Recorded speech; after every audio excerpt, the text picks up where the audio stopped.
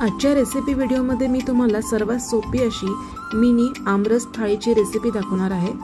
अगदी अर्धा ते पाऊण तासामध्ये तयार होणारी आमरस थाळीमध्ये मी आज तुम्हाला झटपट आमरस कसा करायचा व आमरस काळा न होण्यासाठी कुठली एक अशी वस्तू टाकायची की ज्यामुळे आमरस हा काळा होत नाही, तसेच अगदी टम्म फुगलेल्या व कमीत कमी 1 ते 1.5 तास तशाच राहणाऱ्या खुसखुशीत पुऱ्या कशा करायचा याचा देखील मी डिटेल व्हिडिओ शेअर केलेला आहे। कुठलीही टिप्स मिस न होण्यासाठी व्हिडिओ शेवटपर्यंत बघा। छोट्याशा समारंभासाठी किंवा अगदी पाहुणे आले असल्यास किंवा सणावारासाठी झटपट तयार होणारी थाळी करण्यासाठी टाइम मॅनेजमेंट ही खूप महत्त्वाची असते। सर्वात आधी इथे मी 7 ते 8 आंबे स्वच्छ धुवून घेतलेले आहे। आमरस करण्यासाठी आंबे इथे पिकलेले घ्यावे। तुम्ही आमरस करण्यासाठी केसर आंबा किंवा हापूस आंबा कुठलाही गोड आंबा तुम्ही वापरू शकता। आता याच्यामध्ये मी थोडेसे पाणी टाकून घेणार आहे व याला 5 ते 10 मिनिटं पाण्यामध्ये बुडवून घेणार आहे। आंबा 5 ते 10 मिनिटांसाठी भिजत ठेवल्यानंतर आता इथे मी 7-8 बटाटे घेतलेले आहे। बटाटे हे मध्यम आकाराचे आहे, त्याला देखील एका पाण्याने धुवून घेतलेलं आहे। आता कुकरमध्ये बटाटे बुडतील एवढे पाणी टाकून आपल्याला याची एक शिट्टी काढून घ्यायची आहे। कुकर हे आपल्याला मध्यम आचेवरती ठेवायचं आहे। बटाटे उकडून होईपर्यंत आता इथे मी पुरी करण्यासाठी जे पीठ लागणार आहे ते पीठ मळून घेणार आहे। इथे मी 4 वाट्या कणिक घेतलेलं आहे। आता एका मोठ्या बाउलमध्ये हे पीठ टाकून घेणार आहे। खुसखुशीत पुऱ्या होण्यासाठी इथे मी 1 चमचा बेसन पीठ घेतलेलं आहे, ते आता या कणकेमध्ये मी टाकून घेणार आहे। सोबतच यामध्ये मी 2 चमचे बारीक रवा टाकून घेणार आहे।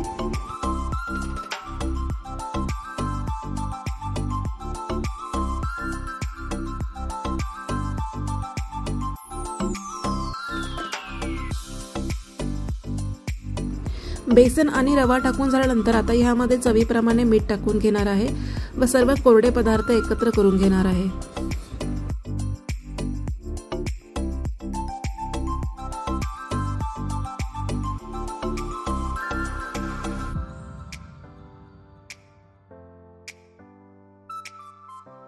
कोरडे पदार्थ मिक्स करून झालेले आहे। आता यामध्ये मी 2 चमचे कडकडीत तेल घालून घेणार आहे। गरम तेलाचे मोहन घातल्यामुळे आपल्या पुऱ्या ह्या तळताना जास्त तेल पीत नाही। तेल गरम असल्यामुळे आता याला सध्या चमच्याने आपल्याला मिक्स करून घ्यायचं आहे।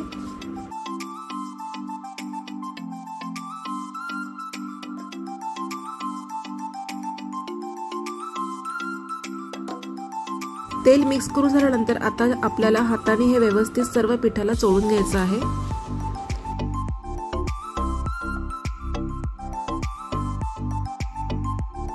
अशा प्रकारे सर्व पिठाला तेल हे लावून झालेलं आहे। आता यामध्ये आपल्याला थोडं पाणी टाकून पीठ हे व्यवस्थित मळून घ्यायचं आहे। पुऱ्यांसाठी पीठ मळताना आपल्याला रेग्युलर ज्या चपात्यांना आपण पीठ मळतो त्याच्यापेक्षा थोडंसं घट्ट असं पीठ मळून घ्यायचं आहे।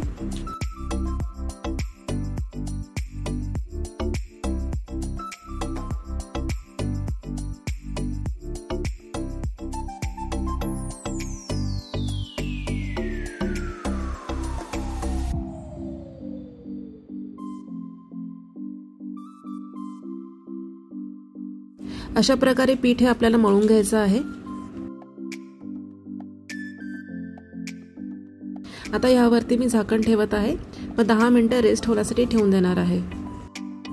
5 ते 10 मिनिटं आपल्याला पीठ मळण्यासाठी लागलेले आहेत। आता तोपर्यंत आपण जे आंबे भिजवून घेतलेले होते पाण्यामध्ये त्याला देखील 5 ते 10 मिनिटं झालेले आहे। आता आपण आमरस तयार करायला सुरुवात करूया। चाकूच्या मदतीने मी याचे जे साल आहे ते पातळ असे कापून घेणार आहे। सर्व आंब्याचे मी साल हे काढून घेणार आहे। बरेच जण आंबा पिळून देखील आमरस करतात, पण मला ही पद्धत सर्वात जास्त सोपी आणि पटकन अशी होणारी वाटते। बहुतेक वेळा आंबा हा कधी आतून खराब निघतो, त्यामुळे आपण जेव्हा पिळून आंबा करतो तर तो आपल्या नेहमीच्या चांगल्या आमरसामध्ये देखील मिक्स होण्याची शक्यता असते। त्याच्यामुळे मला हा जो मेथड आहे तो जास्त सोपा वाटतो। अशा प्रकारे सर्व आंब्यांची सालं मी काढून घेतलेली आहे। आता अशा प्रकारे चाकूच्या मदतीने मी आंब्यांचा कर काढून घेणार आहे।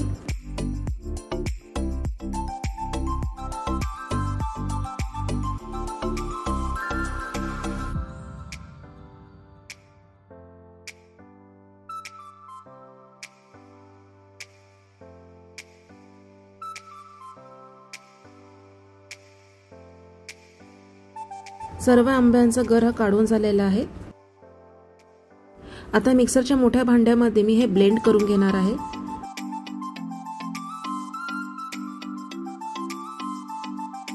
दोन टप्प्यामध्ये मी आंब्यांचा रस हा मिक्सरवरती फिरवून घेणार आहे। जर तुमच्याकडे हँड ब्लेंडर असेल तर तुम्ही हँड ब्लेंडरच्या मदतीने देखील आंब्यांचा जो गर आहे तो व्यवस्थित मिक्स करून घेऊ शकता।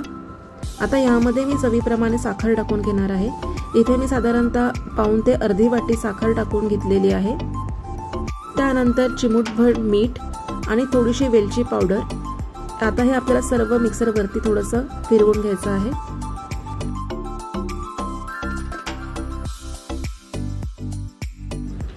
आमरस हा तयार झालेला आहे। आता मी एका मोठ्या बाउलमध्ये हे काढून घेणार आहे। साखरेचं प्रमाण तुम्ही तुमच्या आंब्यांच्या गोडीप्रमाणे कमी जास्त करू शकता।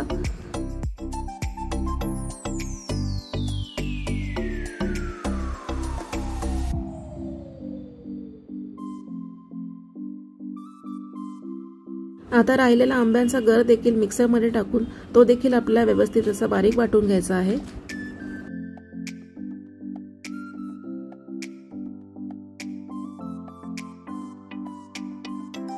याच्यामध्ये थोडंसं अर्धा कप पाणी टाकून मी मिक्सरचं भांडं पुन्हा फिरवून घेतलेलं आहे व ते पाणी देखील मी यामध्ये ऍड करून घेणार आहे। दाटसर आमरस हा तयार झालेला आहे। आता आंब्याचा रस हा काळा न होण्यासाठी इथे मी एक खास पदार्थ टाकलेला आहे।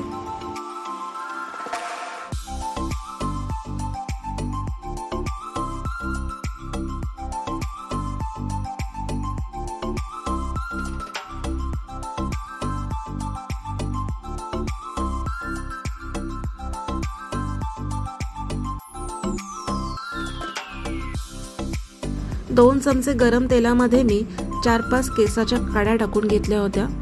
आता हे केसराचं दूध आपल्याला ह्यामध्ये टाकून घ्यायचं आहे। यामुळे आपला आमरस हा काळा होत नाही। तसेच आमरस करताना यामध्ये खूप पाणी देखील टाकायचं नाही आहे।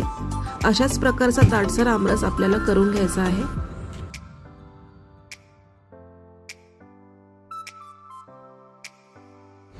केसर आणि दूध टाकून घेतल्यानंतर आपल्याला हे व्यवस्थित असं मिक्स करून घ्यायचं आहे।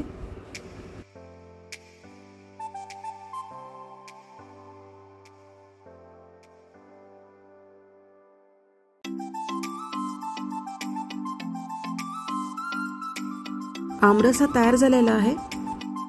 आता यावरती थोडीशी वेलची पावडर टाकून व झाकण ठेवून याला मी फ्रीज मध्ये ठेवून देणार आहे। आमरस तयार करून झाल्यानंतर आता झटपट तयार होणारी मी उकडलेल्या बटाट्यांची सुकी भाजी करून घेणार आहे। आमरस होईपर्यंत बटाटे हे शिजून झालेले आहे। सर्वात आधी बटाट्याचे सालं काढून आपल्याला याचे मध्यम आकाराचे तुकडे करून घ्यायचे आहेत।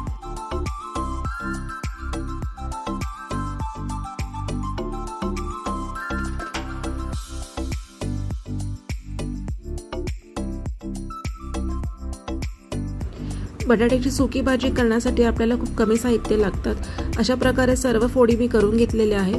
आता एका कढईमध्ये मी 2 चमचे तेल टाकून घेतलेले आहे। तेल तापल्यानंतर त्यामध्ये मी अर्धा चमचा मोहरी टाकणार आहे। मोहरी टाकून झाल्यानंतर 3 ते 4 मेथीदाणे टाकून घेणार आहे। मोहरी आणि मेथीदाणे फुगल्यानंतर आता यामध्ये मी अर्धा चमचा जिरे टाकणार आहे। थोडीशी कोथिंबीर आणि 3 ते 4 पाने कढीपत्ता टाकून घेणार आहे व याला व्यवस्थित परतून घेणार आहे।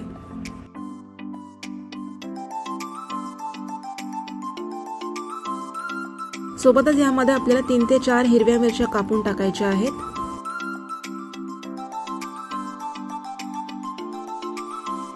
आता यामध्ये मी 2 मध्यम आकाराचे बारीक चिरून घेतलेले कांदे टाकून घेणार आहे व याला व्यवस्थित मिक्स करून घ्यायचं आहे। कांदा थोडासा लालसर रंगावर येऊपर्यंत आपल्याला परतून घ्यायचा आहे। व्हिडिओ शूट करताना सुरुवातीला हिरवी मिरची टाकायची राहिली होती फोडणीमध्ये, तर नंतर मी हिरवी मिरची ऍड करून घेतलेली आहे व ती देखील परतून व्यवस्थित मी मिक्स करून घेणार आहे।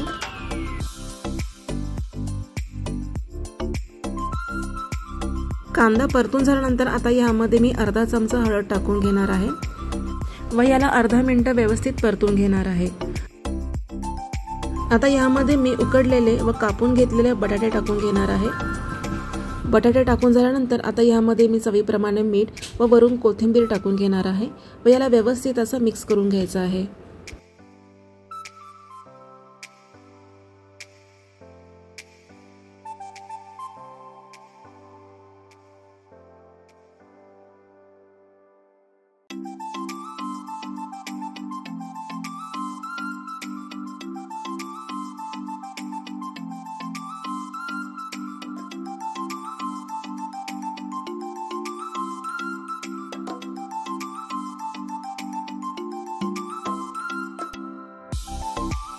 आता यावरती झाकण ठेवून आपल्याला मंद आचेवरती 5 मिनिटं हे वाफवून घ्यायचं आहे।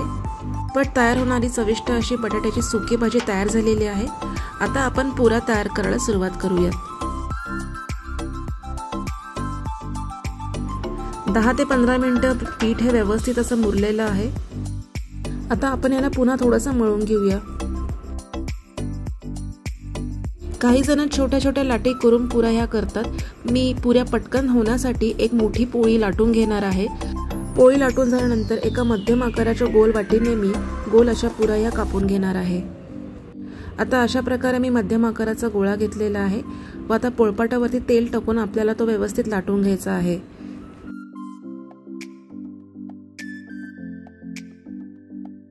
पुऱ्या करताना पिठाचा वापर करू नये। थोडासा तेलाचा हात लावून आपल्याला पुऱ्या किंवा पोळ्या ह्या करून घ्यायच्या आहे। पीठ वापरल्याने आपण जे तेल वापरतो पुऱ्या करण्यासाठी ते खराब होऊ शकतं। साधारणतः इतकी जाडीचं आपल्याला पोळी ही लाटून घ्यायची आहे। पातळ किंवा खूप जाड देखील आपल्याला पोळी ही लाटून नाही घ्यायची आहे। आता एक मोठी पोळी लाटल्यानंतर मी एका वाटीच्या साहाय्याने अशा प्रकारे गोल पुऱ्या ह्या कापून घेणार आहे।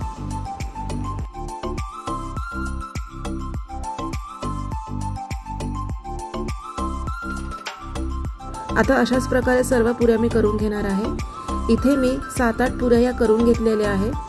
पुऱ्या तळताना अशाच प्रकारे थोड्या थोड्या पुऱ्या ह्या आपल्याला लाटून घ्यायच्या आहे। पुऱ्या लाटून झाल्यानंतर आपल्याला हे झाकून ठेवायचं आहे। याच्यावरती तुम्ही एखादी प्लेट किंवा किचन टॉवेलने देखील हे झाकून ठेवू शकता। पुऱ्या लाटून झालेल्या आहे। आता आपण पुऱ्या ह्या तळण्यासाठी घेऊयात।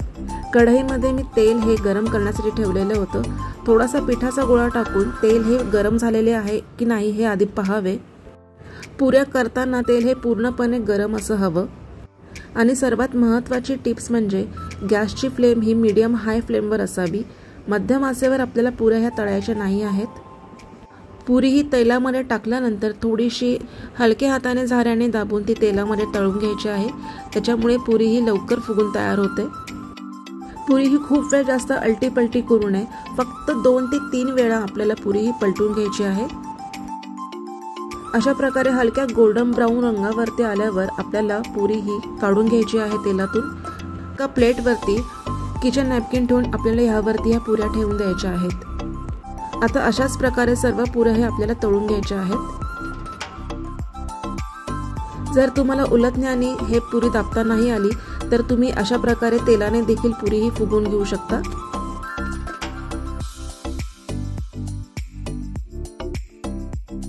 पुरी तेलातून काढल्यानंतर ती प्लेटमध्ये ठेवताना एकावर एक ठेवायची नाही आहे, तर ती प्लेटमध्ये वेगवेगळ्या ठेवायच्या आहेत। असे केल्याने खालची जी पुरी आहे ती अगदी तेलकट देखील राहत नाही व पुऱ्या या छान 1 ते 1.5 तासापर्यंत टम्म फुगलेल्या देखील राहतात।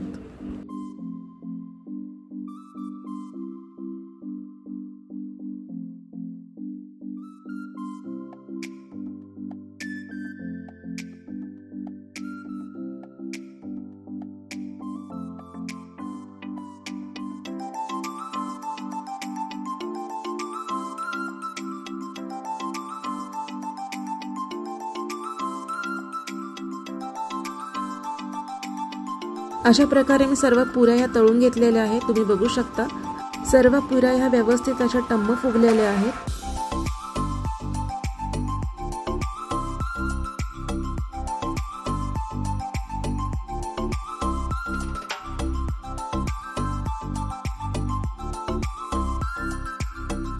अशा प्रकारे कमीत कमी वेळेत व झटपट तयार होणारी मिनी आमरस थाळीची रेसिपी तयार आहे। प्लेटमध्ये मी पुरी ही काढून घेणार आहे।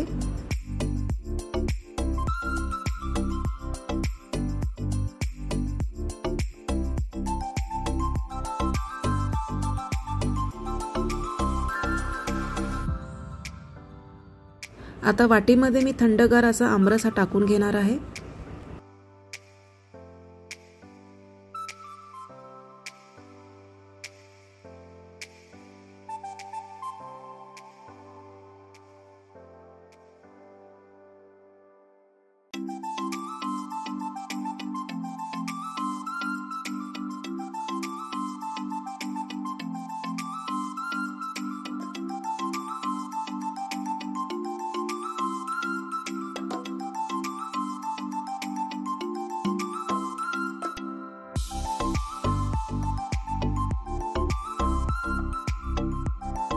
आता दुसऱ्या वाटीमध्ये मी बटाटा भाजी टाकून घेणार आहे।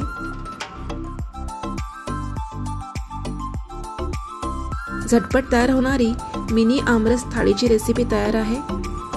व्हिडिओ आवडला असल्यास नक्की लाईक करा, शेअर करा आणि सबस्क्राइब करा आणि माझा व्हिडिओ बघितल्याबद्दल खूप खूप धन्यवाद।